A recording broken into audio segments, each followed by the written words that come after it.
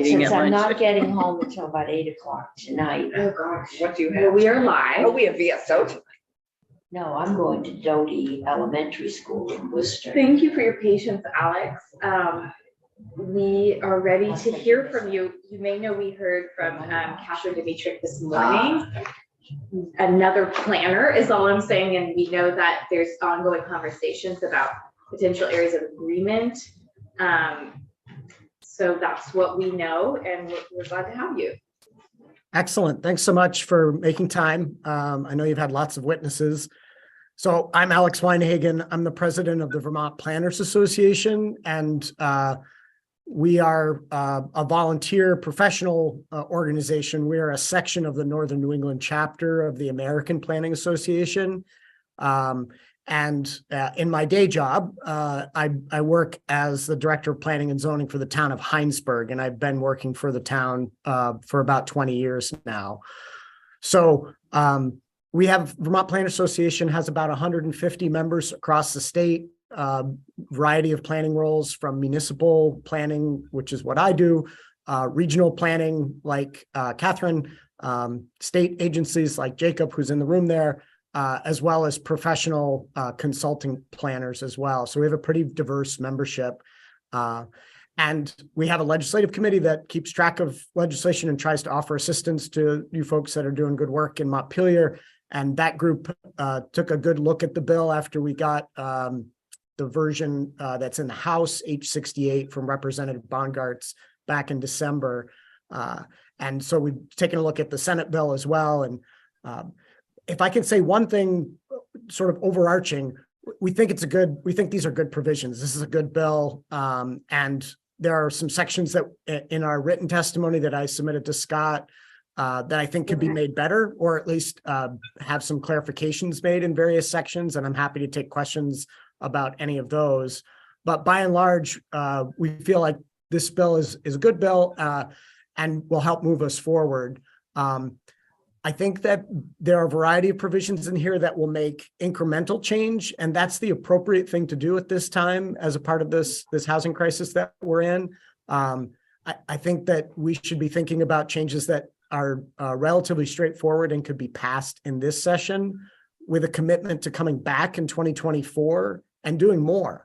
And so one of the messages that we wanted to send is that we think that more could be done, and there's potentially opportunity for more impactful changes in terms of municipal permit reform and state permit reform at the Act 250 level, and that it would be really appropriate to wrap those into another bill in 2024, especially given the studies that are underway this year that the Natural Resources Board is doing on the Act 250 front, as well as the studies that are happening with Jacob's department, the Department of Housing and Community Development, regarding the designation programs that more and more are being used as ways to identify appropriate areas for investment growth and permit reform and sort of green lighting of development. So one of the reasons that we think more time and work is appropriate for an additional bill in 2024 is that we do have some concerns about two particular sections of the bill. Section 1. Yeah, we're going to pause there because we have a question. Alex, I'm sorry, yeah. I'm Alex. I just want to clarify. I thought I understood from Catherine that actually the planners hadn't met and hadn't yet made a recommendation. And you're saying that these are the planners' recommendations. And she said, you're not meeting till tomorrow. So I'm just curious about that. That's a very good question. And number two, our work on housing is never done. Yeah, I mean, I second that. I mean, of course we're going to have a bill next year. I mean, so I just wanted to say, we're right with you. Our work is never done. Excellent. So good question. So Vermont Planners Association is sort of the professional organization for planners in the state, but we are a separate organization from VAPTA, which is the Vermont Association of Planning and Development Agencies that Catherine works with. So I That's think different. Catherine is likely referring to that entity and the fact that they have not actually come together to have consensus for input on the bill. And she was speaking just for herself as one experienced planner. Right, no, we were clear on that. Is there a lot of overlap between, There is that is more a- like one representative per organization or?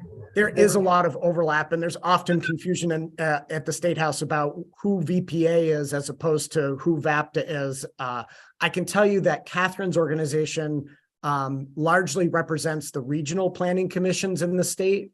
And VPA includes them, but also includes municipal planners, state planning professionals and consultants as well. So there's a lot of overlap, but we are different. And I would say that municipal planning professionals are more represented in VPA, to be perfectly honest. A lot of our members are municipal planners. It also helps explain the difference of perspective pretty well. So not in a Yes. good way, but just makes it much clearer why there would be a difference. Yeah. I'd just like to tag on to that, which is, so not all, yeah. So it's hard if you make recommendations that counter each other. So that will be, I think, it'll be very interesting to see your thoughts now. But it will be, I think, hard for us if the planners are in disagreement about. I think so far there's nothing countering. It's a timeline Yeah, question from what I'm hearing so far. But Alex, if you felt like you needed to be explicit about greater disagreement, Sure. Otherwise I do think I certainly have questions about the timeline issue, but Right. I'm gonna let you finish. Sure. And yeah, I don't want anyone to think that all planners are in lockstep about pieces of this bill or the best way to move forward to address the housing crisis. We're a diverse bunch, just like the legislation or the legislature. And so there are some differences of opinion, but I would tell you that from both the regional planning level that Catherine comes from, as well as the municipal planning level that I come from, and VPA as a whole, there's a lot of support for most of what's in this bill. So Right. you should feel good about that. I think Representative Bongartz did a good job pulling different planners together to help craft portions of the bill, the earlier sections. But with that said, one of the areas where there is some disagreement is in section 1 related to parking. And I think that from VPA's perspective, we totally agree that municipal parking regulations can create disincentives to infill and redevelopment for housing projects. And so we do feel like there's space there to improve what's happening, but it's not a one size fits all. And in Vermont, there's a big difference between communities that have access to transit and communities that don't. And much of rural Vermont does not have access to transit.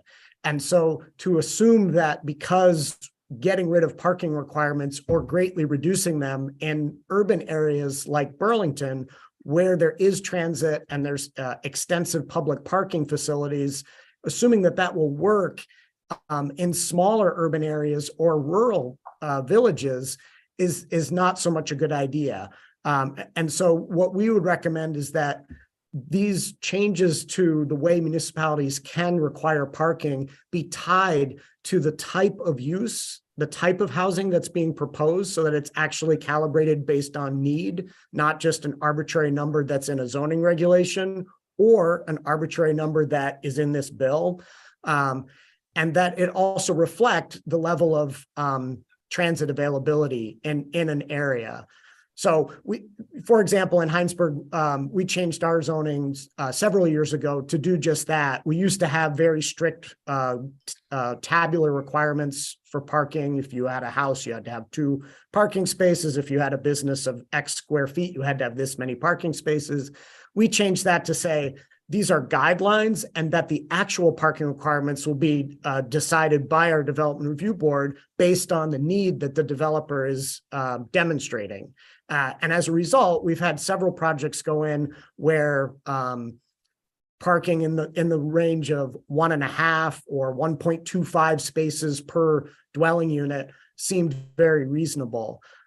So that was one of our first concerns, and we think there could be a way that you could address this in the bill. It's a little nuanced, and so it may be something that could be workshopped and brought back in 2024, with a larger set of changes. Our other concern, and perhaps the larger one, is the density provision in Section 2 of the bill.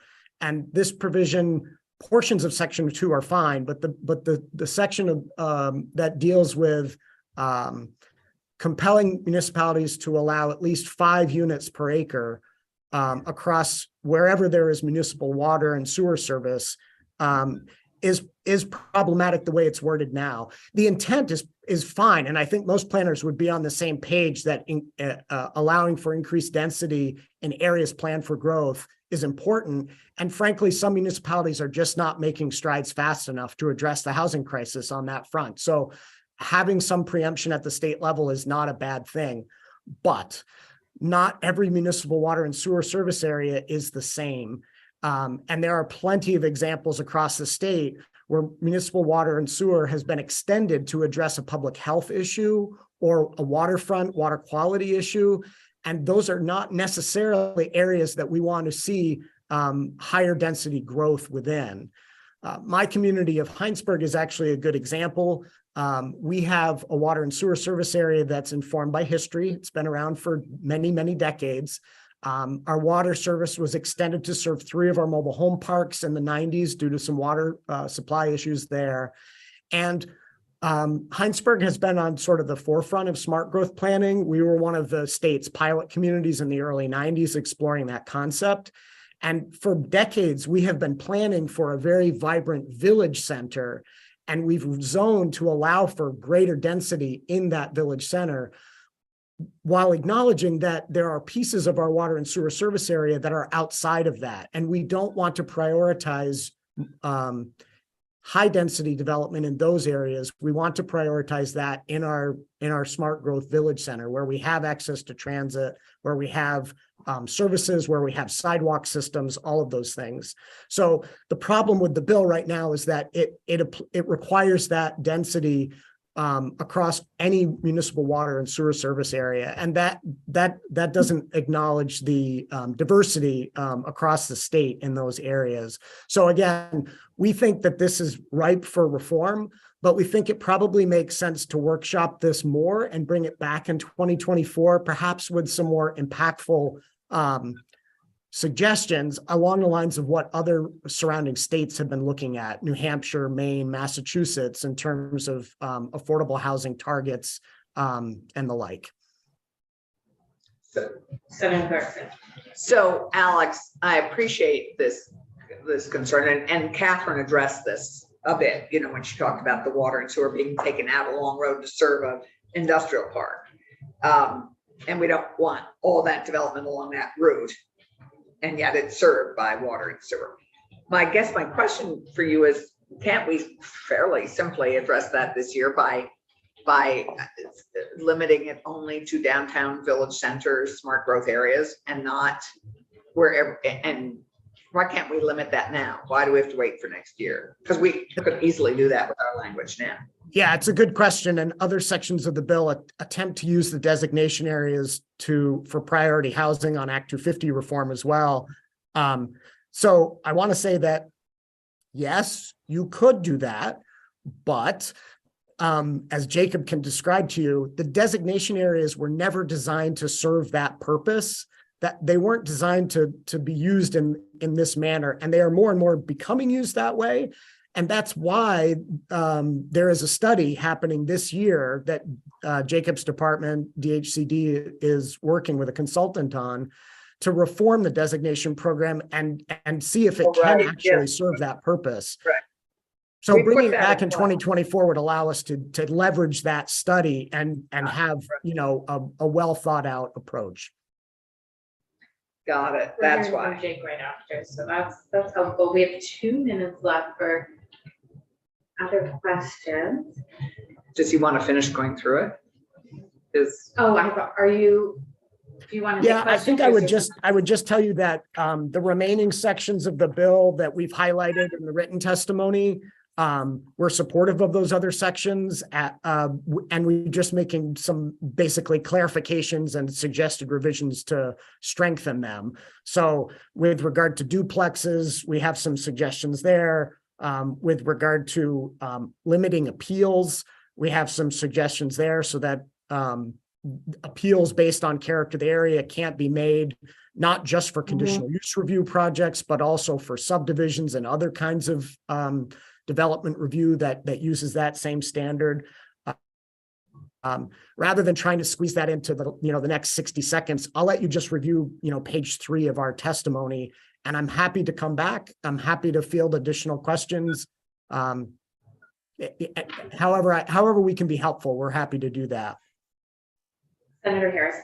Yeah, I have too many questions for just this time period, but one thing that would be helpful would be if you have documentation or a graphic representation, hopefully photographs of different areas, neighborhoods existing in Vermont that illustrate both positive and negative implications so that every one of your suggestions could have a visual, because it's hard to communicate this to the public and to make sure that we understand what we're doing without some visuals. So that would be very helpful. Great. And as we end our time together, I also just want to, I've been thinking a lot about the parking requirement and understanding that there aren't great transportation mechanisms in place everywhere, but we might want to start tying a tapering of the parking requirement toward having a transportation plan. You all are planners, so if you have any feedback in that regard that you can begin to share through Catherine or through the next couple weeks, I think we want to still set an intention that not having a good transportation plan in place can't be an excuse for continued multi-car housing. And the types of housing I thought was interesting, because I don't know personally why a different type of house would have a different parking requirement, but So to quickly speak to that, I would say that if there's one thing you could do in this legislation in section 1 about parking as an incremental change, it would be to compel municipalities to have parking requirements that are based on the need of the project being proposed and not on an arbitrary table that indicates how many parking spaces per square feet or per dwelling unit. And need-based parking is not in the statute now. And if it were required, I think it would make a difference and it would be flexible. So that might be a first step that could happen this year. If, without having to pick a new arbitrary number the way the current draft reads. Yeah. okay. And can I just follow up? Yeah. Who determines if the need is appropriately calculated? Discretion part is hard. Right. So it would be incumbent upon the housing developer to demonstrate what the need is. And then on the appropriate municipal panel, the development review board, for example, to make sure that passes a straight face test and ensure that information, jives with what the project actually is. We've had plenty of examples that here in Heinsberg. We just approved a senior housing project by Cathedral Square last year. And these were 1-bedroom units, perpetually affordable, all in one building. And they made the case that they did not need any more than 1 parking space, probably less per unit. And our development review board understood that. It was based on data that they had from other projects, easily approved. So it can work, but these municipal bylaws that have sort of table-based parking requirements are problematic, and it would be great to simply say parking needs need to be based on the actual needs of the project, not some arbitrary preconceived notion. Yeah, I think to just sort of comment on Senator Harris's question, and poor Jake has been moved a lot around in our schedule. I'll speak for myself. I keep a copy of The Color of Law on the shelf to remind me why we're doing this. We're going to hear from the author's daughter, I think, next week. Planners have sometimes been the unsung heroes in trying to create, trying to close income and raise gaps in access to housing and homeownership. they've sometimes been a big part of the problem. Is your organization reading books like The Color of Law, making sure that where there is discretion, you're being really thoughtful about how Vermont has a home ownership gap, has a lot of, you know, racial disparities and income disparities in who can access safe and habitable housing. Yes, absolutely. I can tell you the number of book groups that sprung up after the George Floyd incident were substantial, and The Color of Law was on most of our reading lists. I know I read it. It was one of the books that I picked up. Yeah, it's a big issue at the American Planning Association level nationally, and that's true here at the state level as well.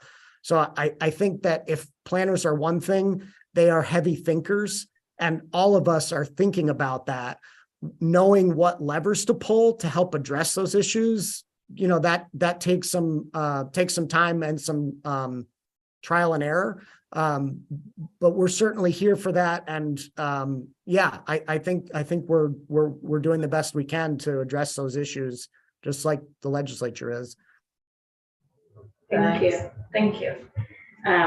You can stay on if you want and, you know, listen. You don't have to do that. But we appreciate your time and that you'll be circling back with us. And Jake. Yeah, and thank you, Alex. This is helpful. We have about Yes, 15 you're minutes. welcome. I hope it's cogent, and thanks for the time. Yeah, thank you. Jacob. Good afternoon, senators. Oh, morning, don't Good rush. morning. Yeah, it Don't just rush. feels like afternoon. Yeah, Listen, no, the days it's only are a few hours later than you think it Can is we here, ask, so. also, are you all students visiting from? Yeah. From Middlebury College. Oh, great. We Okay. were just talking about how, you know, very. Yes. Yes. But Robin Some of our Lunch schools brought you in in, so are you doing Middlebury something around College. healthcare? Yes, we are part of a class which is called Healthcare Economics, Law and Regulation, together with Professor Lunch and Professor Halls, Middlebury College. Yes. Good, and so Robin, yes, because I saw Professor Lunch Robin is poke her head. teaching there. Yes. She was a legislative counsel here. And housing She is very was tight to very good. Yes, exactly. I think some of the healthcare committees today were on field trips of their own, Oh, so we're working within the social determinants of health. Going over. yeah, well, we're hearing from AARP. It'll come up a lot. I think you've come to the right place. Thank you. Yeah. Housing is wonderful. Exactly. Exactamente. Well, Senator Rowan and committee members, really excited to be here in Senate Economic Development talking today. I'm a planning policy manager. I work in the Department of Housing and Community Development in the Community Planning and Revitalization Division, supervised by Chris Cochran. And one of the really cool things about the job is that we get to look across systems to see how they shape our built environment and the impacts that they have on energy use and public health and on the availability of housing. And this bill really tackles some tough topics that are mostly based on 60-year-old systems of law that assert pretty highly complicated layers of control over public and private actions that add up to shape all of our communities and shape the state's economy. And what's interesting about this policy conversation and what you're looking at is that you're not looking at high impact, potentially harmful land uses like backyard landfills or crushers. You're talking about the limits that are placed on a public good, safe homes in locations that make sense at a small scale, right? And for those of us close to the crisis, like the team at DHCD, we view well-located homes as a public good, and that too many of our land use controls are segregating people from each other and from opportunities, especially for the workforce. So this attempts to set a minimum speed limit on housing production. I mean, I would characterize a lot of the local zoning as going at about 5 miles per hour. It limits the speed at that, and we could bump that up a little bit for small scale homes in good locations for the workforce, for our environment, for equity, for working lands, for small scale incremental builders, and for the affordability of public infrastructure for which we pay dearly from state, federal, and local coffers. So, I was asked today really just to focus in on designation programs and its interface with Act 250. I didn't realize you were asked. to do that? Do you, Okay. where did that come from? Did it? I was in the header for the invitation. Oh, it that came was? from- Okay. Yeah. Okay, All right. Well. that's fine. But it does dovetail. Yeah, it's fine. Into what Yeah. Alex just was talking about, which Okay. is one of the issues we're considering, which is, Yes, and how much weight we're putting on our designated downtowns and village centers and neighborhood development. Yeah. So Okay. I can absolutely speak to that. okay. I can't imagine Scott would, I just don't know where, I don't know if it came from Chris or. Well, no, the invitation came from our admin for ACC, Kitty Sweet. So, Okay, I okay. don't. This may have been, Christian first created the list of things, Okay, and we talked, you want to know what you. I see. Okay, okay. And these are our policy leverage point for Mhm. the Act 250 pieces of the bill. Yeah, And NRB Chair Haskell and I coordinated a little bit on Okay. the content of this bill. Of course, Act 250 is a statewide land use and development review law. It reviews larger scale projects, higher impact developments. The district commissions apply criteria, and the jurisdictional triggers for housing are typically at 10 homes or a subdivision of 10 plus lots, but it gets more complicated than that. This interfaces with our designated centers. We have 5 distinct programs. They're really a place-based platform, coordinated state, regional planning investment in development review best practices, and they're rooted in our planning goals, compact settlements surrounded by working farms, forest, open space, our smart growth principles, and the applications that come from municipalities. They're reviewed by the downtown board, which has local representatives as well as many appointees of the governor.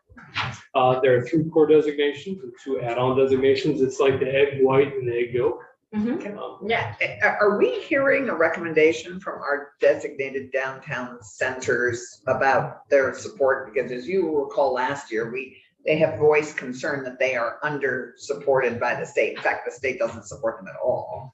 Are you guys going to be making a pitch to further support them just before we leave them? Because you mentioned them and they're very important to our designated program. Yeah. But they're completely unsupported by the state. Yeah, and I think Gary Holloway could come and speak to that, the downtown manager, and talk about what is and is not in the governor's. Yeah, I think I just am putting a pin in that. Like, Yeah. Yeah, And I'll say these are these areas, the requirements and benefits vary by program, and I know Senator Brock, you like one pagers.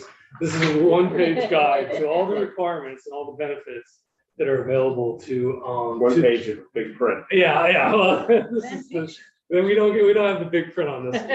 And what the municipal applications collect together is a presentation of how their planning framework is supporting the development that Vermont has prioritized. We look at their plans, we look at their budgets, we look at see if they have downtown coordinators for some designations and the resources that are available. And it's a good policy leverage point for the legislature because they can consistently map locations, and these are locations of statewide consensus for redevelopment. And all of that, those location-based incentive districts prioritize certain public interests. So when these first came about, it was really focused on preservation and revitalization. How do we fix up old buildings downtown? They've later been adapted, and regulatory benefits have been tacked onto them, including Act 250. And as Alex mentioned, the department is going to lead an assessment with a consultant in 2023 to modernize the designated centers. They're like an old lawnmower that does the job that takes a couple pulls to start sometimes when you look at the articulation of benefits. So we're excited for that. And they're all about enabling better places. And we've done a lot of work to try to make it easy for communities to access the program, including putting together this zoning guide, which has model language to support program access. And the zoning provisions in the bill were laid back to many of the topics of reform that are recommended in there and based on place type evaluation and zoning evaluation by the regional planning commissions in communities in Vermont. do you have the consultant in place? For the designation reform? Yeah. No, what the RFP is, I believe if it's not up, it's at the very end of the contracting process. Do you know what it articulates about equity? offhand, but we can send it to you. That would be great. Yeah, absolutely. All these areas are viewable on the planning atlas. And so the benefits that are assigned to them in Act 250 include some fee reductions in the neighborhood development area, presumptions of compliance for the anti-sprawl criteria and the compact settlement criteria and all of the designations. So if you're in Act 250, you get a fee break, you get a presumption of compliance for one of the criteria. You can get agricultural soil mitigation if you're building on statewide or prime agricultural land. And there's also a pathway for exemption, which is what Chair Haskell talked about with Pete, the executive director. And that's an exemption for a priority housing project. And that benefit's available in downtowns, in new town centers, in growth centers, in neighborhood development areas. So 4 of the 5 designations. Are you leaving the slide? Yeah, I can't. Because Why we didn't have that slide. Why is the master plan permit a lesser use tool, and would that lead to an exemption? No, it doesn't lead to an exemption, Okay. but it does lead to some streamlined permitting. I just haven't heard of its use, but that'd be a follow-up question for the Natural Resources Board. But I haven't heard about its broad use. I mean, we've just heard ideas about how you would not just streamline, but, put people first in line, or, give them fast tracking of some sort if they had a master plan in place. So it would be helpful to know if that's why that's underutilized. Okay, yeah, I could take that back as a follow-up and work with the partners at the NRB.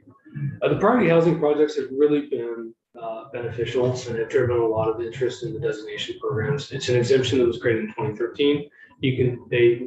Basically it's an exemption for a mixed income housing project with that can be for rent or ownership. At least 20% needs to be affordable. It can be a mixed use project, at least 40% residential component. And there are the caps on the number of units that can qualify within areas by town. And that's something that the bill proposes to remove. Chair Haskell talked a little bit about the impact. So just for future, I mean, one of the sticking points that was thorny last year was actually priority housing projects aren't endlessly affordable. So they have a time limit and they time out of affordability. Yeah. So that you might add that, because that's a kind of a truth in, I mean, it's using public money to enable a public good for both in the redevelopment and in the making affordable housing available for 15 years or 20. 15 years for the rental. Right, so it's only 15 year available for 15 years as an affordable housing option. So I think you should be adding that. Just It's not perpetually affordable. it's not perpetually affordable, and so we're using public money to make. And I think that was part of the sticking point last year with natural resources. Yeah. In terms of the impact, Chair Haskell talked about there being 28 PHPs in the 5-year period of between 17 and 22. That's 2,700 dwelling units that were exempt from Act 250.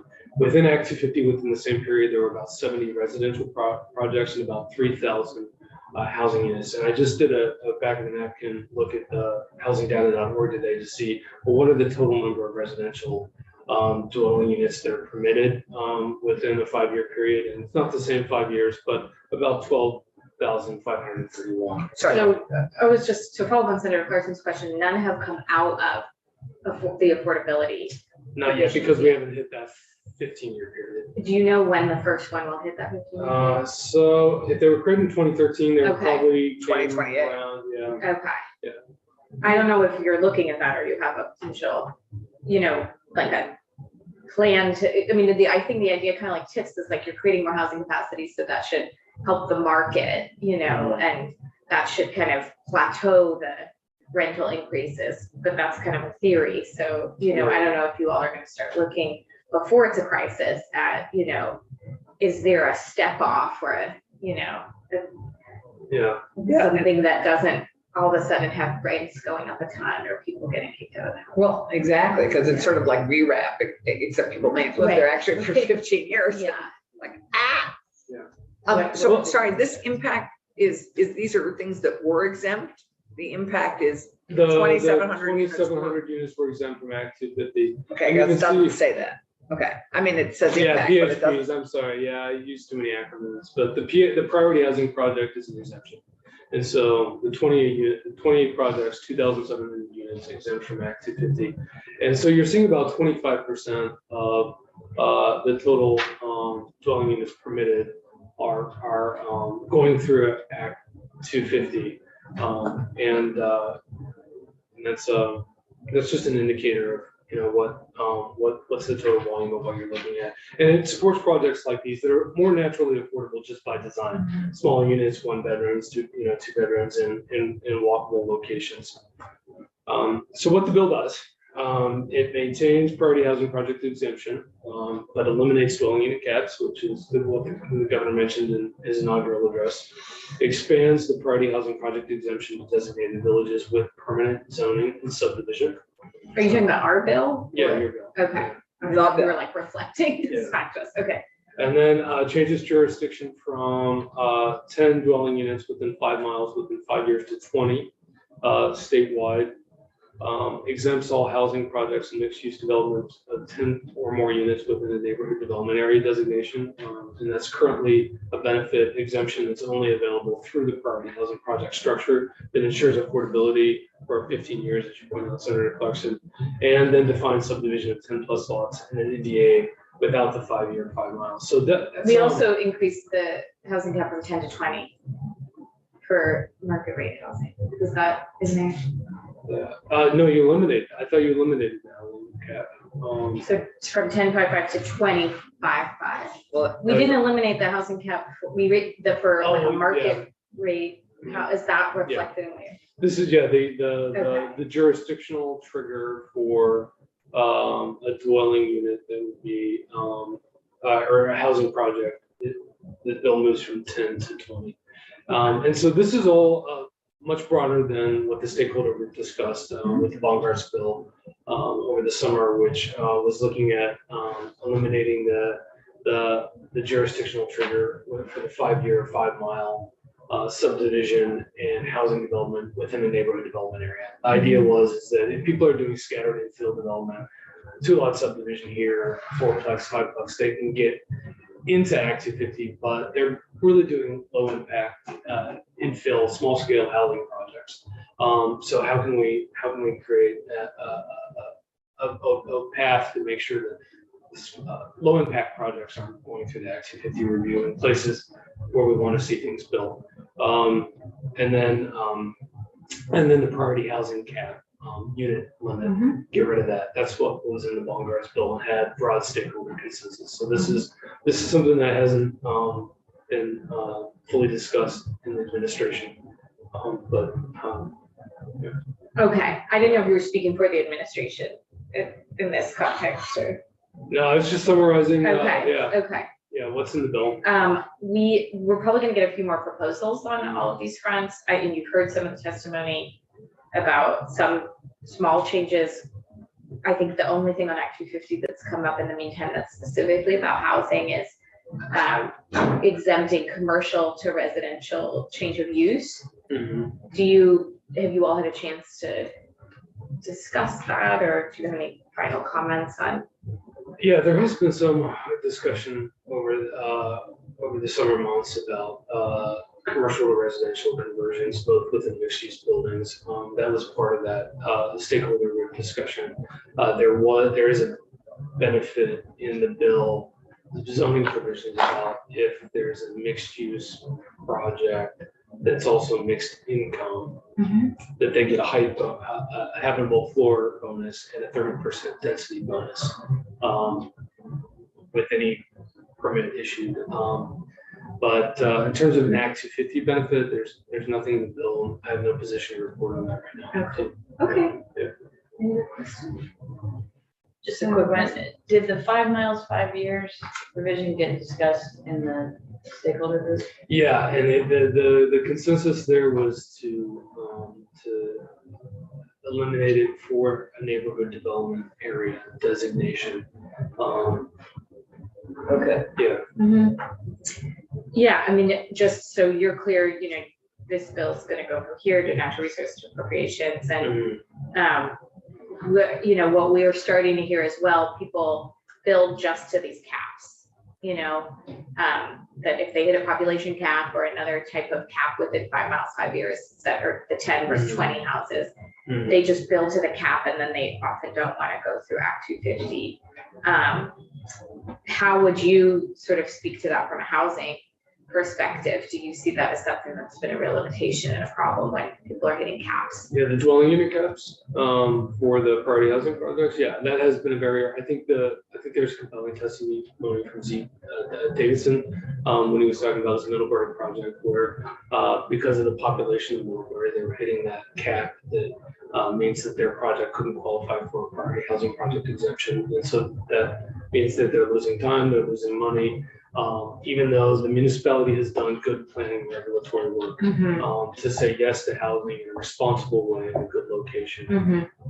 And I just want to be really explicit.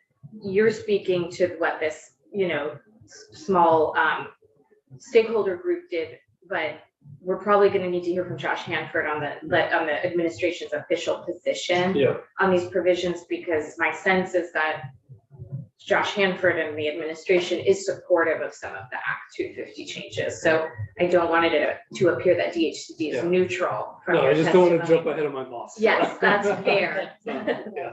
So he'll be the last word for our committee on the bill. Okay, thank you. Great. The other thing I would say a word of caution about Alex's suggestion to attach even more additional zoning requirements to the designated areas. There already have substantial requirements that we already face a lot of criticisms about from municipalities about accessing the program. So adding additional requirements could end up being a disincentive to become designated. Senator Clarkson. So they're kind of meant to be liberating and attractive and make the lollipop bigger and sweeter. Yeah. So I would hope they wouldn't be disincentives. They'd be further encouragement to, I mean, if you do this, all this is possible. Right, it's about connecting the density, minimum density of 5 units. That if you're attaching zoning preemptions to designated areas, it could be a reason why a community that wants to exclude housing might not pursue designation or abandons their designation. Well, you kind of can't have your cake and eat it too, I suppose. In that regard. I mean, if you want to exclude housing, why would you want to be an NDA? Not sure I understand. Anyway, okay. I'm puzzled by that, but that's okay. I'm puzzled by many things. I guess one of my questions for you is, of course, the other thing Alex brings up, which is that we should wait for this study and the recommendations that come out of this work on consolidating our kind of grown like Topsy designation areas. So do you, and maybe you would like to come back to us on this, but is there going to be enough work done in this study that we should wait to hang? I don't see it either way. I mean, we've studied this. We did an evaluation of zoning. We have great recommendations. We know we have a good sense of that the speed limit is set too low in local zoning, and that there's an opportunity to address barriers and friction points to housing now. Okay, great. So we don't have to wait for the study and the recommendations on how we consolidate, which we're hoping will happen, all the designated areas. Are there 2 studies? No, there's one study. Is there an Act 250 versus? Yeah, there's an Act 250 study, there's the designation study, and there's also a House Bill 5 that's looking at future land use. So yeah, but we haven't dealt with that. It's not now. They're 3 interrelated. I bring that up because they're 3 interrelated pieces that could shape a larger piece of legislation. But we've already passed the study on the designated areas and asked you to come back with a consolidated report on what we want to do with them. Yeah, I understood we did that last year. And that's going to be rolling forward this summer and be ready for next legislative session. H5 was something separate. Yeah, that hasn't been enacted. No. Yeah. So I'm not dealing with what I'm trying to get at. Yes, we have 2 studies going. Yeah, but what I'm trying to get at is, what, Alex was suggesting that the work you're doing as we consolidate these designated areas, we should wait until to act on a bunch of the stuff that's in our, that we shouldn't pin more on that until we have consolidated them and figured out what we're doing. Mhm. But you're saying you think that we know enough already to just go ahead with what we have at the moment. Am I crazy? Didn't Alex say wait until we did this work? Yeah, Okay, thanks. Yes, but So there's that's- 2 pieces of work. I think he was talking about, 250 study. Oh, I thought he Not- said very specific with the designated areas piece. That is the designated areas piece, but there's another study. and the zoning provisions in the bill, I understood that he was recommending putting the zoning provisions of the bill off until the designation area study is complete. I think that, So do you support that? no, I don't think that's necessary. That's what I'm hearing you say. That's why I Yeah. asked the question. Okay. Okay, great, thank you. Sorry about Running that. a little late. Thanks, Kelly, for your speech. I know, that's a lot. So before I get started, I just have a quick question because I sent my slides over to Scott. I did not bring my laptop, so I'm hoping that. Deliberating. Yeah. Oh, man, I'd love to not be able to bring my laptop. He will be pulling those up if you want to Okay. introduce yourself. Absolutely. I'm just gonna, I did bring some hard copies. I don't if you- see them here, but I haven't refreshed. If, Should we refresh? It might, we'll get it up here and I'm sure Scott will put it on the web page when he can. I can't remember how to refresh. oh, I sent them this morning. There is Did you not get them? a symbol up there somewhere.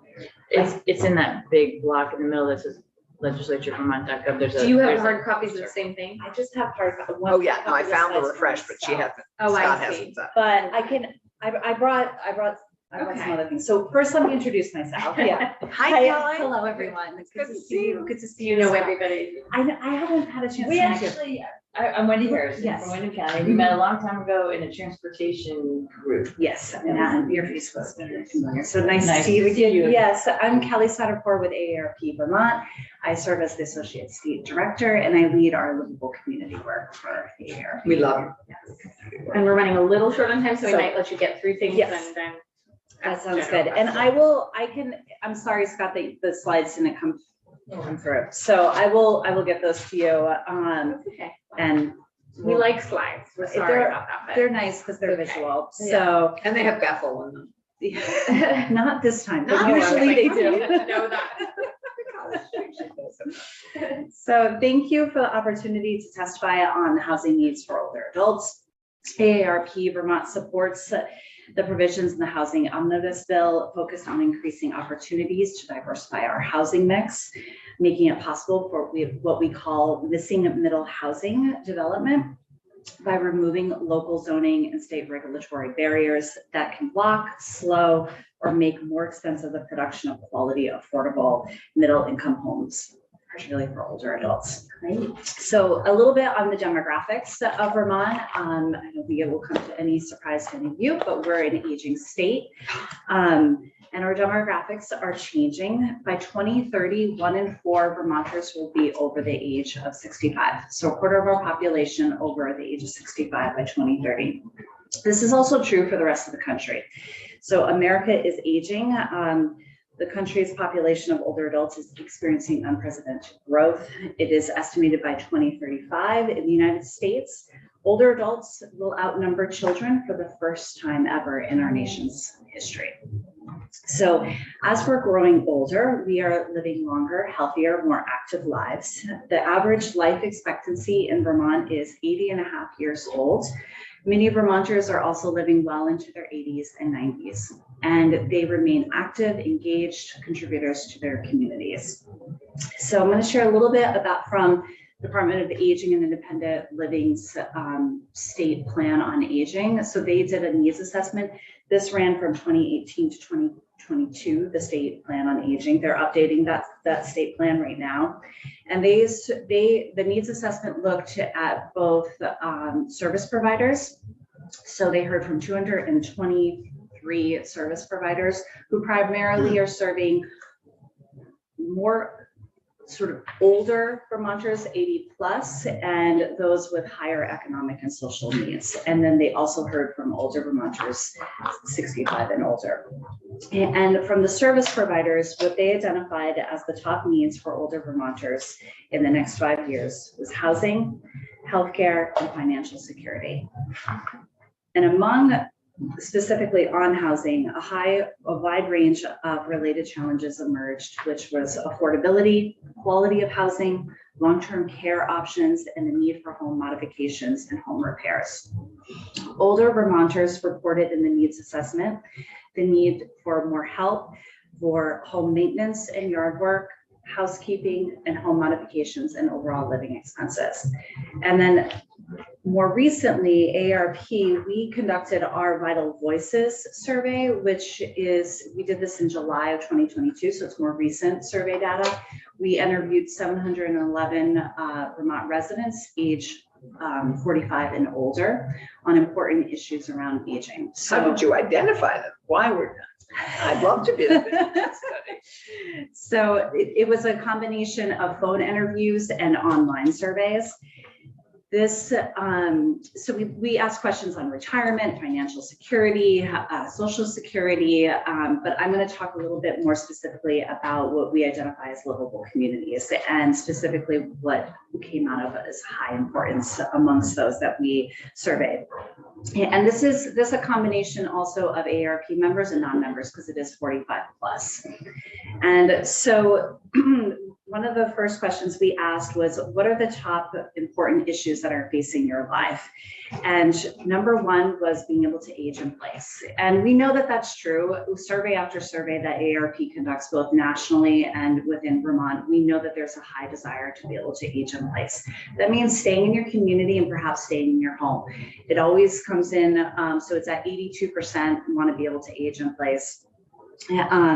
And then the one thing that rose significantly higher, because we did the Vital Voices survey back in 2019 as well, was the ability to be able to get around independently in your community. So thinking about that connection of where your house is located and the need to be able to drive to wherever you need to go to get services, amenities. Go to Not doctor's just drive, appointment. hopefully. Hopefully not drive, Yeah. not drive. I mean, right? you know, Walk or driving bus. maybe, but you know, just get there. Exactly. Yeah. Getting to the places that you need to go in your community independently. The third one was having high quality long-term care options in your community. And the last one was having affordable housing in your community. And those all stayed at the top four when we asked, compared to also 2019. The only one that's increased significantly was getting to places you need to go independently. Yeah, and all right, that one is more transportation related. Is it a fact or statistic about transportation?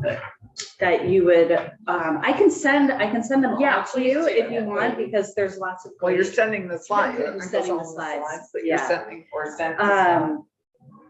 This- Or sending. Yeah, this one is more around, this is more specifically around having safe streets, ranked very important, 2/3 at 65%, and then availability of affordable housing at 63%. All right.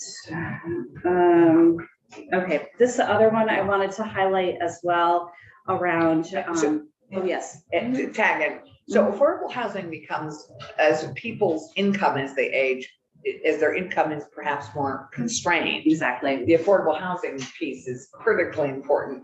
And I assume that this all ties into being able to downsize affordably within their own communities that they want to stay in. Yes, and I'll get to that piece too around the. And so my question to you is, would you, and it doesn't need to be right now, but I'd love it if you'd get us information on the average income drop that as Vermonters age and they stop working. What, you know, do you have any data on what their income constraints actually end up, you know, what percent it What they're- drops by, and what, you know, what are What the is that? average incomes of older Vermonters that are, Record, you have to look at a timeline. yeah. Mhm. Yeah. that you can see what the graph is. So it's Yeah. pretty useful to match them with things. So yeah, 'cause it's, we've all been, yeah. And I just want to do a bit of a time check because we're going to lose Senator Cummings. Okay.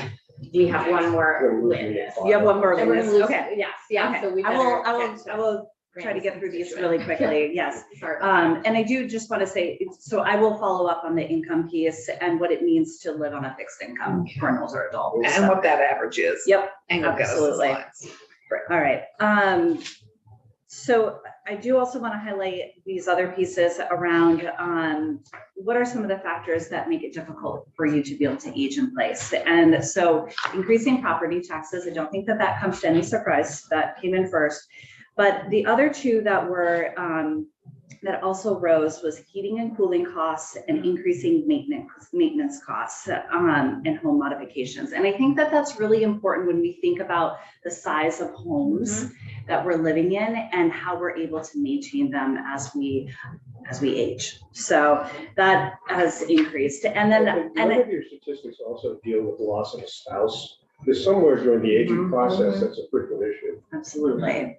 And our household sizes are shrinking as well. But So, when we talk about Yep. median household income, that's the thing that kind of worries me. So what do we mean by that? When we get into the 70-plus-year-old population, the mhm, size of the household, they change.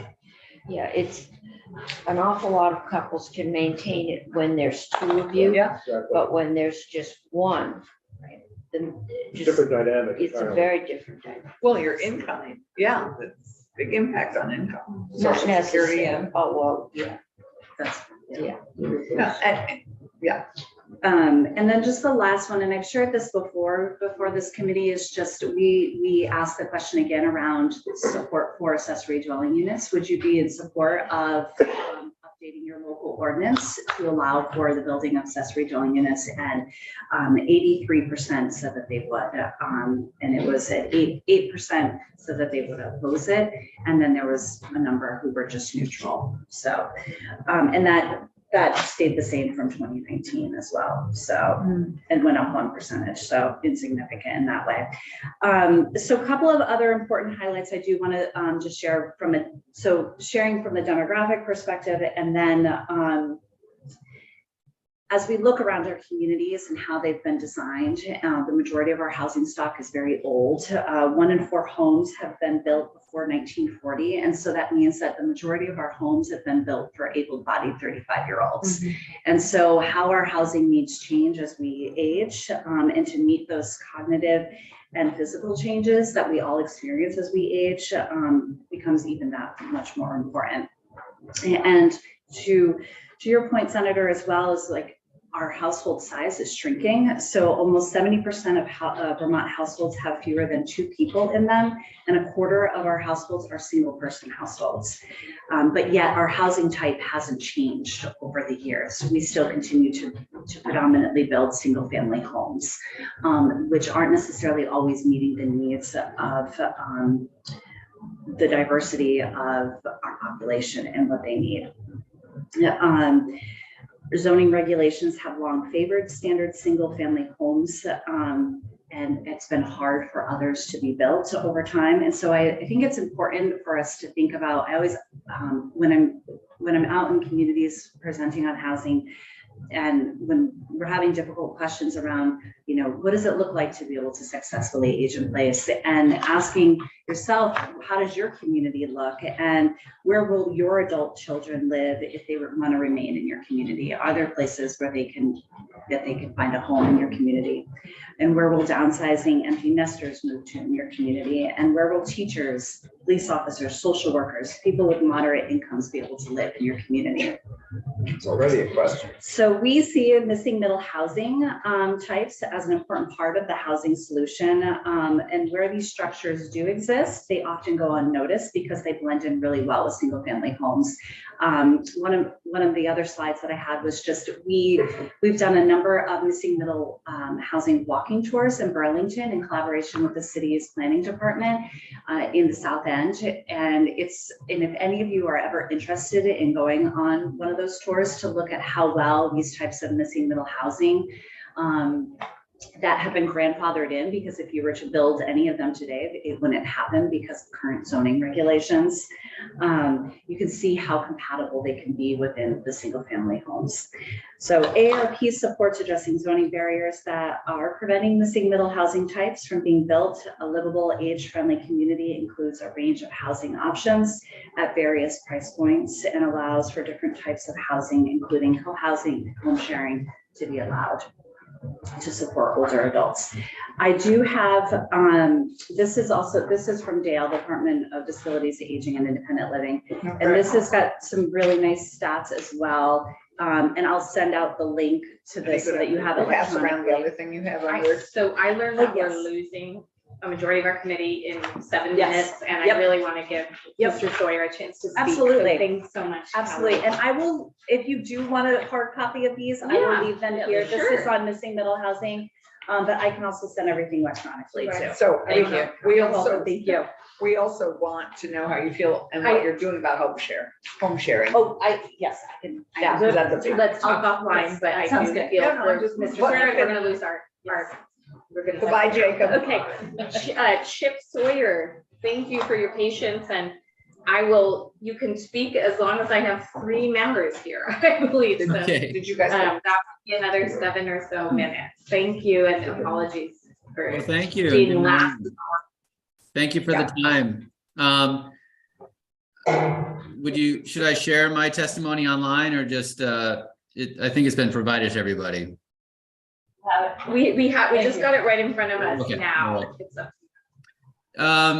Thanks for the opportunity to speak on the omnibus housing bill as it's currently drafted. There are a lot of provisions in this bill that, as a municipality, as a municipal planner, I think could be very helpful for helping to build more housing in the state. Most of my comments have to do with some of the zoning preemptions that are proposed in the current draft. I really do support the stance of the Vermont Planners Association that was presented to you, that some of these preemptions don't exactly reflect how land use regulation probably should occur in many of our communities, and could benefit from a little bit more time taken for more contextual solutions involving local stakeholders. But knowing that something's going to be passed and it's probably going to have to be substantial, adopting kind of a compromise position, I've suggested some specific edits for some of the preemptions from a local standpoint that keeps in place most of the gist of the changes that are trying to be made. Just for context, in the city of St. Albans, we've permitted more than 220 dwelling units of all different types throughout our community over the last decade. We have another development of more than 70 that should be filing for its building permit shortly. It's been approved by our DRB.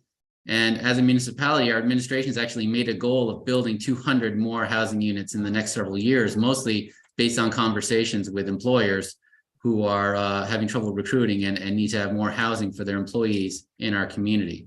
So we build housing. We've often found in our community anyway, the issue is not local regulation. The issue is market failures, regulatory redundancies, environmental remediation, the kinds of things you'd find in a historic urban center, where we've actually had to step in many times and become one of the developers on housing projects in order to prepare sites, deal with the brownfields, help get the financing, take on the risk of some of the other regulatory burdens so that the market will come in and actually build the housing. And there are many areas of this bill where I see new financing opportunities, reduction of regulatory redundancy. In the interest of time, I have a statement at the end of my testimony where I just say many of those things, the more the merrier. And if anything, anything that supports 80 to 120% of median income housing, and anything that would increase the amount of these grant and loan programs that are eligible for municipalities, not just nonprofits or other groups, we would get it directly involved in building more housing and use these programs if we could. And we've demonstrated that we can.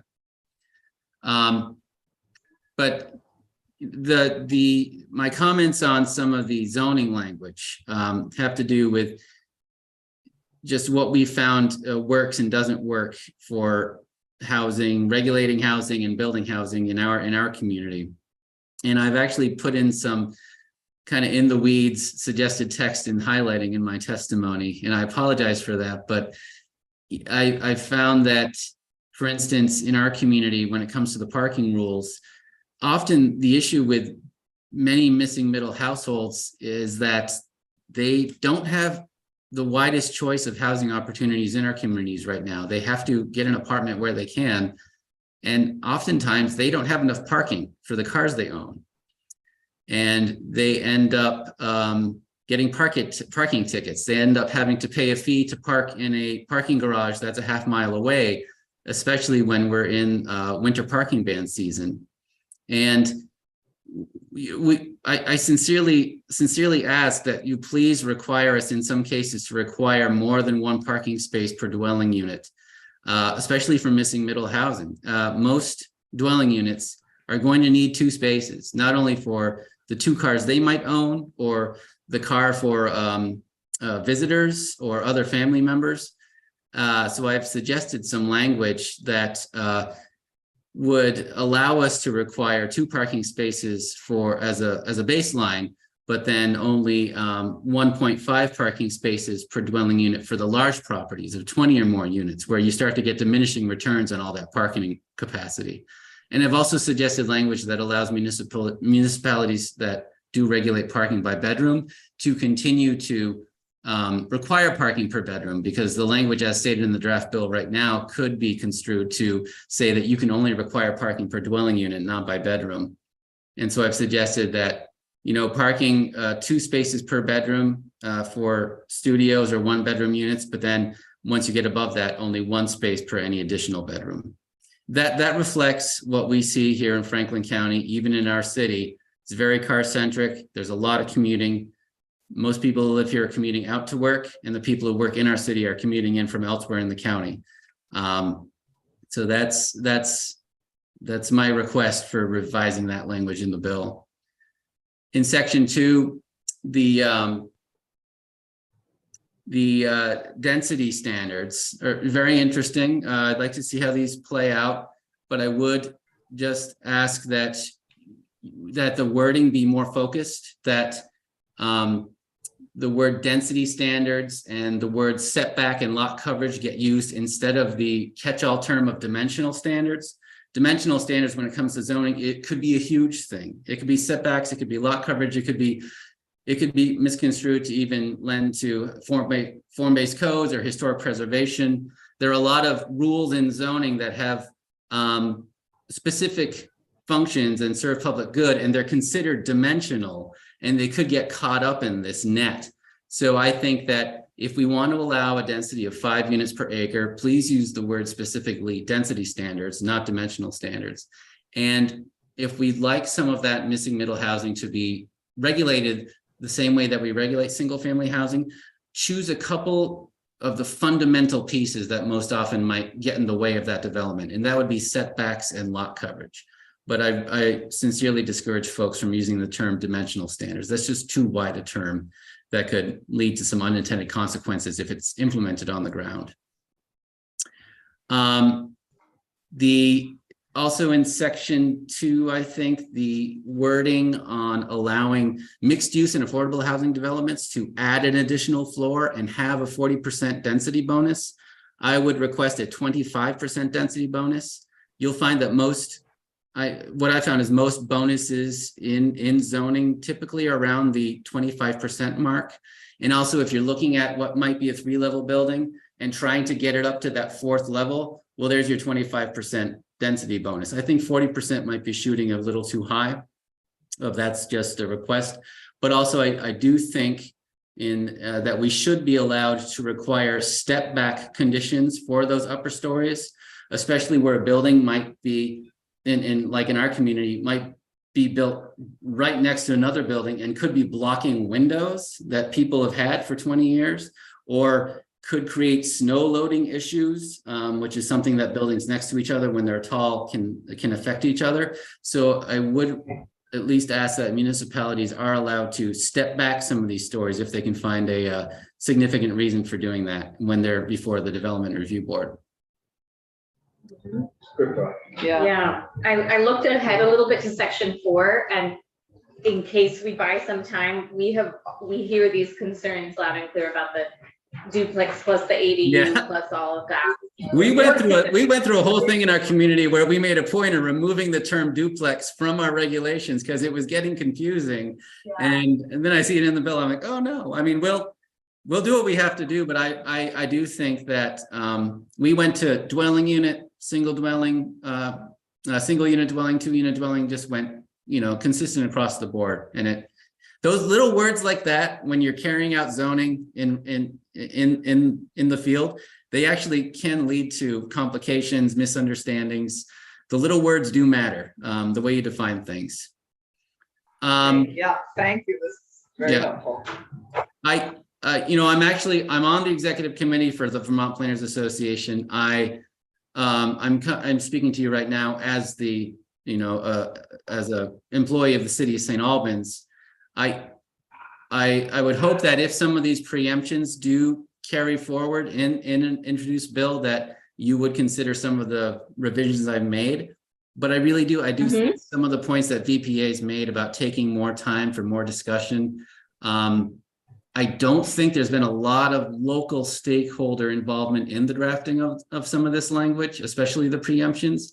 And I think it could benefit ultimately in practice if there was a little, for instance, our executive committee at the Vermont Planners Association can't even agree on some aspects of this bill and what our position is going to be. There's a little bit more diversity of potential consequences than I think we should take into account.